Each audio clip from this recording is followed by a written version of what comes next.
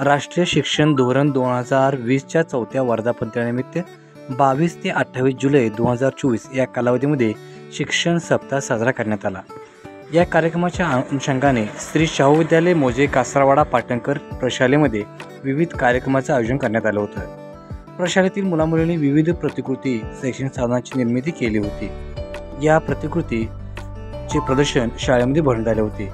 यावेळी प्रशालेच्या मुख्याध्यापिका मनीषा पाडळकरसह अध्यापक बीजी पाटील, व्ही.एस. बोडके, व्ही.आर. सरावणे, विजय कांबळे सह पांडुरंग पाटील, सागर घोत, वैशाली बुरुड विद्यार्थी उपस्थित होते।